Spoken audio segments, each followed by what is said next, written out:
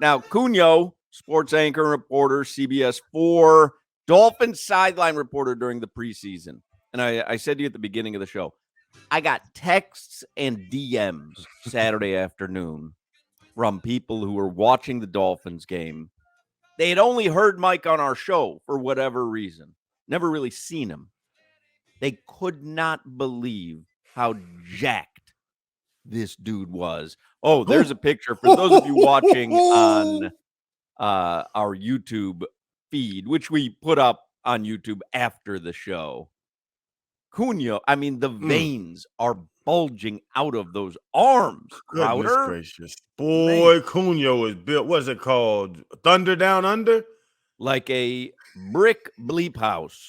I mean, Male this stripper. dude is holy mackerel. By the way, before we talk football, reminder, Caneswear in Davie can get you geared up for the season for Canes and Dolphins. Visit the store on University Drive or check out caneswear.com.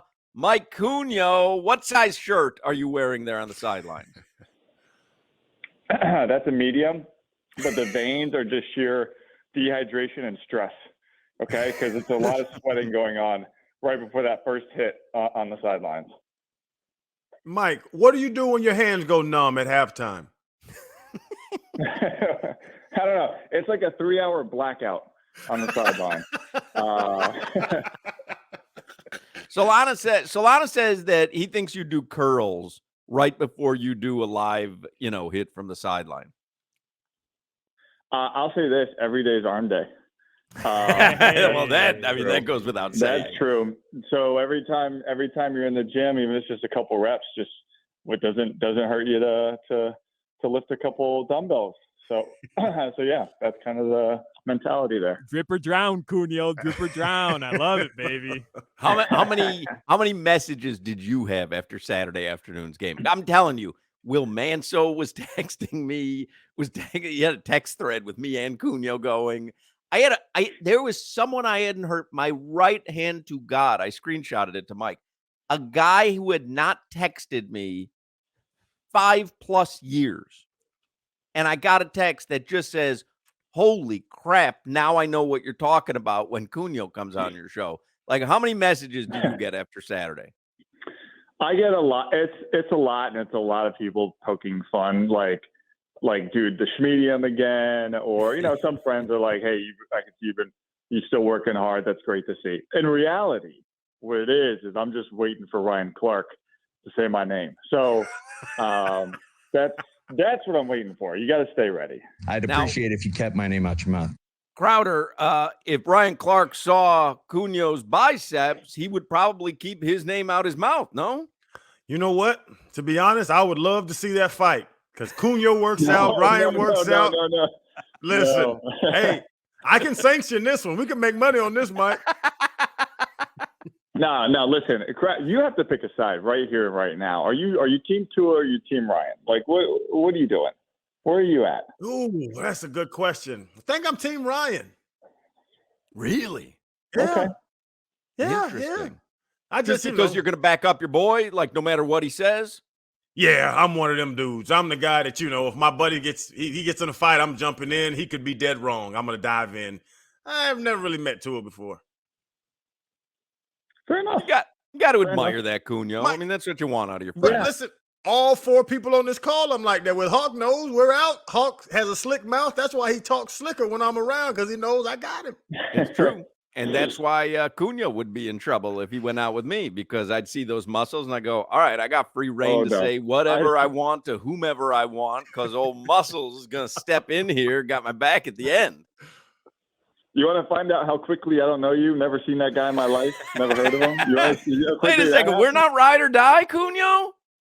No, the thing is, we are. It's just, I'm so anti-confrontation that, that's why you'd be in trouble. I would be no help to you. That would be a funny tattoo right on that big giant bicep. Anti-confrontation. That would be great for his TV career, though. Not for me. I was telling Crowder at the beginning of the show, because I don't think Ryan was really serious, but I loved that Tua flex today. I loved it. I thought it was like almost like a seminal moment in his growth as a starting quarterback in the NFL. Did you take it that way?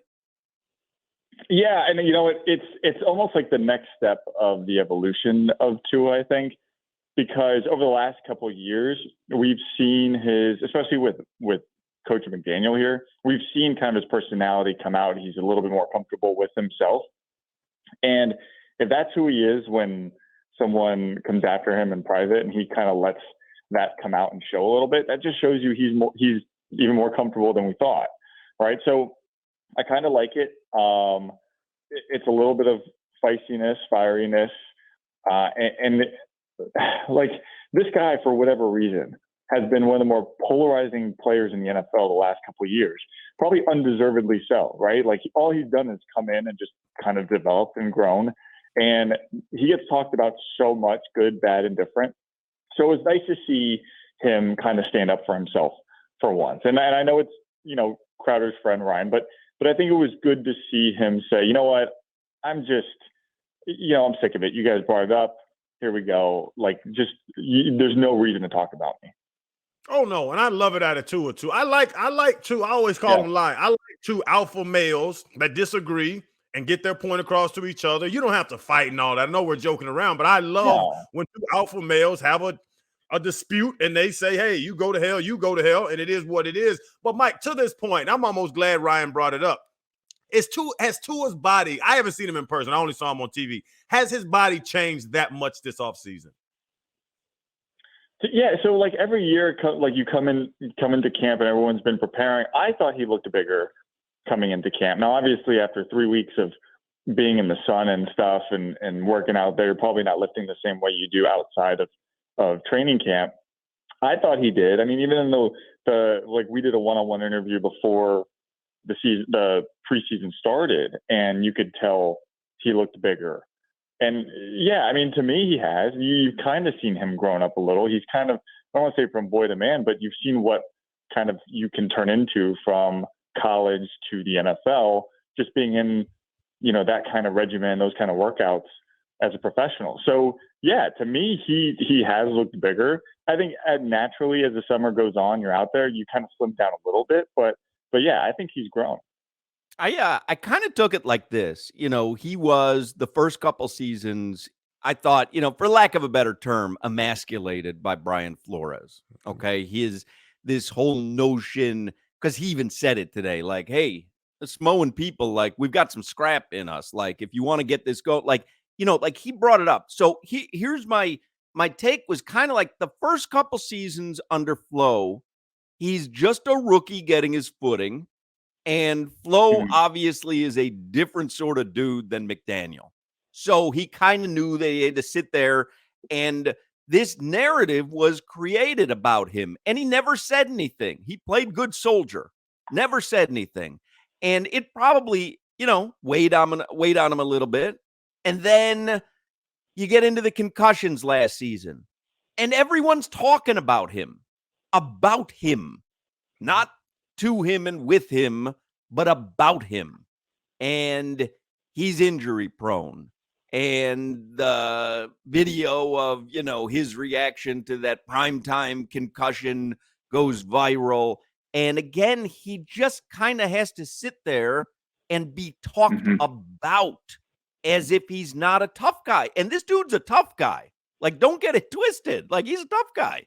And then the offseason comes, and it comes out that he's taking jujitsu to learn how to fall correctly. And people start poking fun at that. And I kind of got the feeling it was Hal Habib that was, telling him what Ryan Clark had said. And I kind of got the feeling that Tua at first was playing it off the way that he's done everything in his entire NFL career. Don't worry too much about it or whatever. And then I kind of feel like he ramped himself up to a place where he almost had a moment in his head where he says to himself, you know what? I should flex here a little bit because I hate the narrative that's been created about me. And that's where I think he got to the end when it almost seemed like he was done talking, where he just kind of, said, you know what? I'd appreciate it if he keeps his name out my mouth. Like, I think he got, like, I think it was a conscious moment where he's like, you know what? I don't like the narrative that's been built around me for 3 years, and it started with Brian Flores, and So I'm going to start to bust out of that right now whenever I get an opportunity. Yeah. So to your point about the Brian Flores thing, going back to it seemed like for the first 2 years, he was always being questioned, right? Like, is he the guy? Should we bring in someone else? Now with McDaniel, he's not being questioned. Like, they have shown him full support and have his backing, and they're encouraging him to, be himself. And to your point, like, so when Hal asked and about Ryan Clark, he kind of, I don't know if it was a joke, but he said, who? Like, just almost like, I don't know who that is, dismissing it, but then clearly says, he's been out of the league a couple of years. So he knows who he is, but you're right. I think in the moment he goes, you know what, we're here. Let's do this. Mm-hmm.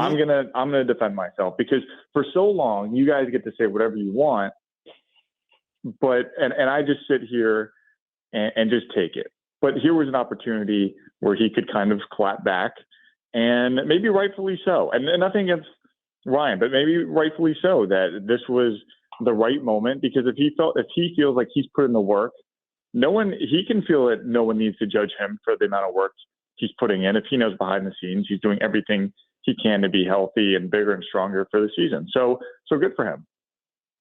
And to that point with the quarterback, because I was 6 years with the Dolphins. Even my friend, I always use Cleo Lemon as a punchline. He's actually a friend of mine, but we went through the Sage Rosenfels. We went through the Tyler Thigpens. We went through those guys, and it was never that bravado. And then Chad Pennington came in 2008, and I saw how a quarterback acts, how a quarterback's respected, and how a quarterback is the face and the man on a team. Is Tua there now? Because to what both of y'all said, those first couple of years, I think he was treated like a child on the field, when he was getting benched every other possession if he had an interception, when Ryan Fitzpatrick took over down 10-0 in Denver, like all that on the field. And then off the field, he was treated like this child, coddled like a baby. I wouldn't respect him if I see my organization treating my quarterback like that if I was on it. Does he have the respect that we talked about it earlier, the Josh Allens, the Aaron Rodgers, the Brady used to have, Lamar Jackson? Does he have that respect now on this organization?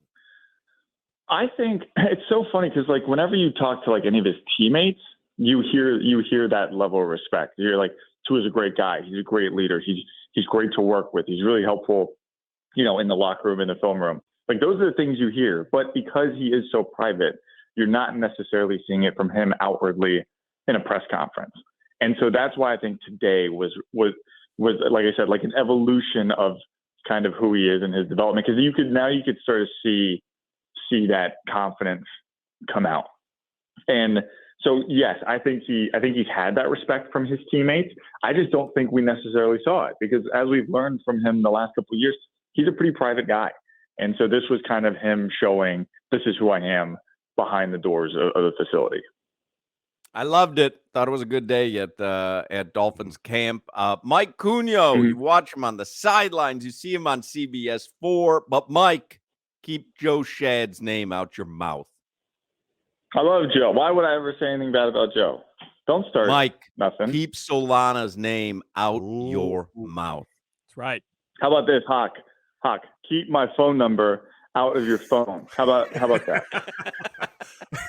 You son of a bitch. Hey, Mike, quickly, man. Son of a gun. Mike, we talked about it earlier. CBS 4 has to give you some kind of stipend or, budget for me to take you to Onyx in Atlanta so you can actually have some reference points about this story. Right. It's a good point. No, this is going to be totally anecdotal. From you, call me after this Radiohead, and you can fill me in. All right. No. Anecdotal. Hey, Mike, I think you need No, because now you're just trying to get a free trip out of CBS to this. That's not happening. Like, this is a hands-on experience, literally. When you're at when you're at the gentleman's club, Mike, do you order a protein shake? Like, what's your go-to drink? Goodbye, guys. Mike, I know a girl named Protein Shake. She is good friends with Strawberry if you're looking for a nice three-person party. Next on the stage, Protein Shake. And her friend, Strawberry. Strawberry.